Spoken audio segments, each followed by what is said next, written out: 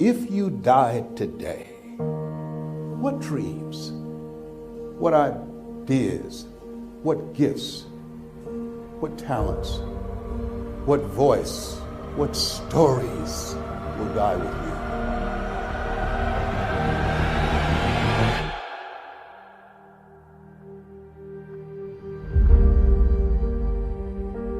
See, a lot of people go to work every day miserable, and all they do is just talk about how miserable they are, but they don't do anything about it. You know that you're deliberately operating below your potential. You've gotten comfortable. You stop expanding, you stop stretching, you stop challenging yourself. It's hard living. Life is hard. So most people don't use their imaginations. Most people don't dream anymore. Why? Because through the conditioning process of life, after so many rejections, see, you know what you can do. You know what you have done, and you also have seen what has been done by others in your environment and by others in your circumstances. Then you look at where you want to go, and what most people do, they do that which they feel they know that can work because they've already done it or they've seen it done. And so they allow their negative history to determine the possibilities for them. And so when they run into a roadblock, even if they have something beyond their comfort zone, when they run into a roadblock, something happens to them. Most people allow life to control them and their circumstances. Look into the future. What is it you want? What is it you'd like to create for you? You want to make your dream come true, you got to stay focused. Some people rather get even than get ahead. Stay focused on where you want to go. This is not going to be it for my life. I deserve more than this. See, that will start making you do some stuff.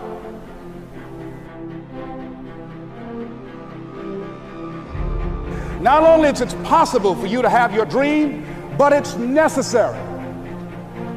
It's necessary that you have it, that you work on it, that you develop yourself, that you go for what is yours in the universe. The major key to your reaching your dream, your living up to your greatness, your making your contribution to your making things happen in your life is you. That you've got to take personal responsibility to make it happen. That you make it happen, that you don't give up, that you don't take any objection or disappointment or defeats personally, that you keep on keeping on, that you don't decide that I can't make it because you can't see the light at the end of the tunnel. Live your life with passion, with some drive. You've got to remind yourself that you've got powers within you, talents within you that you haven't even reached for yet. See, whatever dream you got, that dream, that idea, that has been given to you. There's no guarantee that because somebody is now down on their luck, they can never come back. Who can guarantee that you can't make it? That you can't have your dream? Who can guarantee that you can't do what you want to do? No one can do that. No one can predict that. All we need to do is we look at our dreams as we get ready to hit the floor. I'm blessed and highly favored.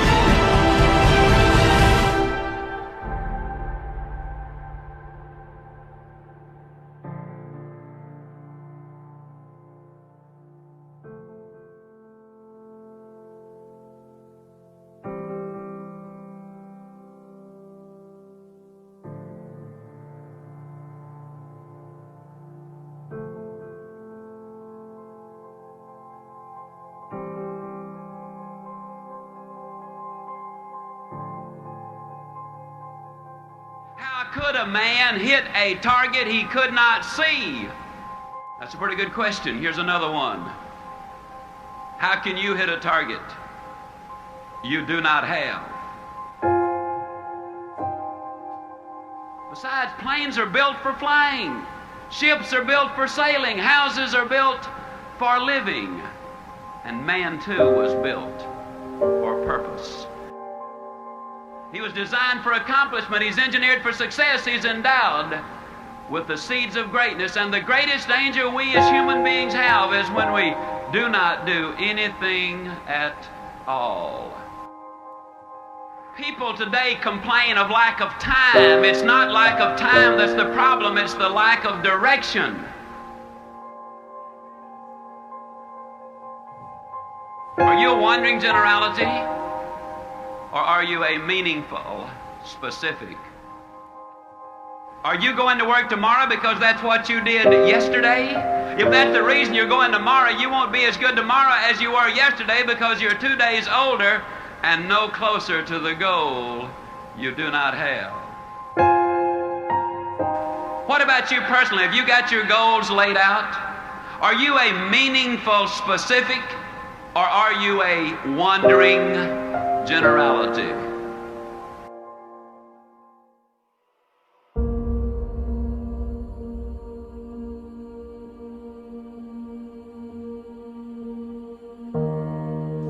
See, you are part of an equation, and you are needed.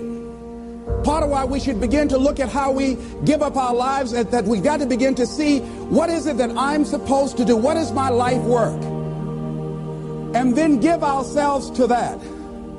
Because as we do that, ladies and gentlemen, I guarantee you, as you begin to take on this new era that we're in, if you decide that I'm going to begin to start living life, I'm going to start giving more of myself, I'm going to start putting out more, contributing more to life. Here's what's going to happen, ladies and gentlemen. I guarantee you that life will take on a whole new meaning for you. I guarantee you that life takes on a whole new dimension. That you'll be happier, you have a greater sense of happiness and fulfillment in life, that now you will begin to take off on some new paths to some newer horizons.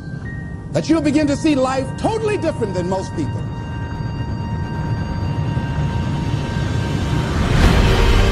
You got to have those long-range goals. And the rule is a simple one. You go as far as you can see.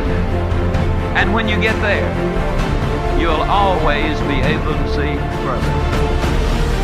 Are you a wandering generality, or are you a meaningful specific? And most of us go through life because we're not using that which we've been given, that we are punished, that we're going through life getting up in the morning with no reason to get up. There's a scripture, when I heard it, I couldn't understand it. I say, how cold? He that hath shall get, and he that hath not, even that he has shall be taken away. He that hath a generous view of life, he that has courage, he that hath initiative, he that hath resourcefulness. I say it with all of my heart. I know in my mind that man was designed for accomplishment, that he's engineered for success, that he is endowed with the seeds of greatness.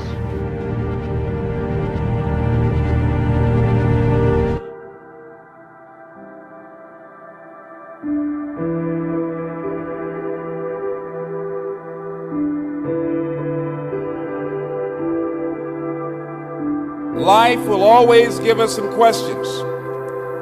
There will be times when we have to take time to search ourselves and saying, with all of these things out here, these roadblocks and these obstacles, what is it going to require on our part to make it happen? What's the final determining factor that will determine whether or not we're losers or winners in life?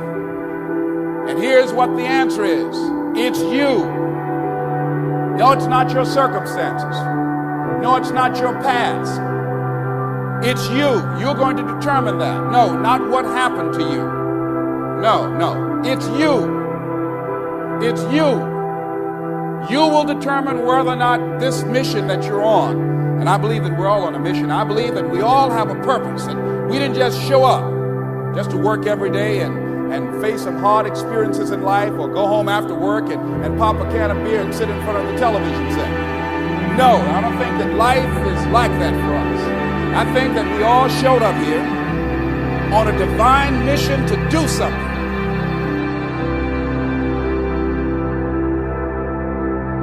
See, all of us have to begin to work to overcome certain things that we have picked up along the way in life.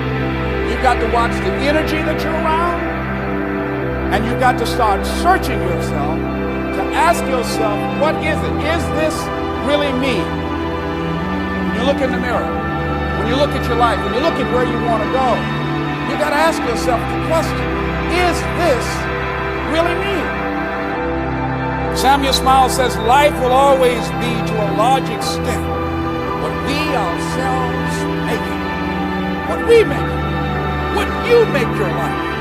Not what circumstances will make of it. Not what other people will make of it. But what you make of your life. That's what your life will be. Not what other people say it will be. Not what the environment will try and dictate to you. No. What you make it.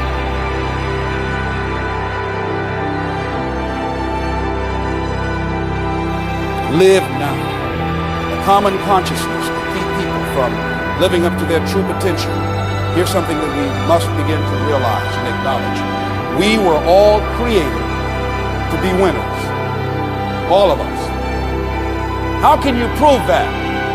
We can prove it by our consciousness, just by our subconscious mind. We were destined, we were born to be winners. We have been endowed with greatness. And I think the challenge is to begin to become in alignment with who we truly are and work diligently to manifest our greatness. And I'll give you an example that all of us do that demonstrate this.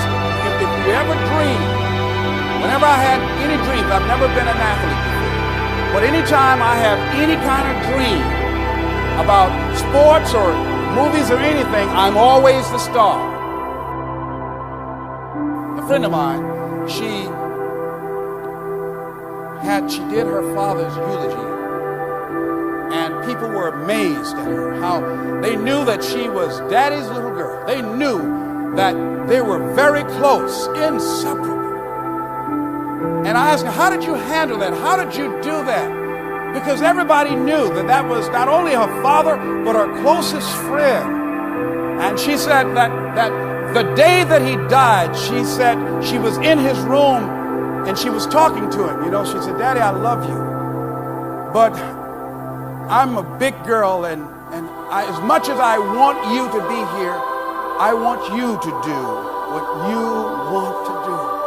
But I must tell you, Daddy, I love you and I'm going to miss you. I'm afraid of thinking of life without you. And she said her father started moving his lips and he couldn't speak too loud, and she got closer and he said to her, you're going to be all right. You're going to be all right. And she said that gave her the look in his eyes. That gave her a certain assurance that there was something that even death couldn't conquer that was in her father, that was now a part of her. And that was, death could not take his spirit.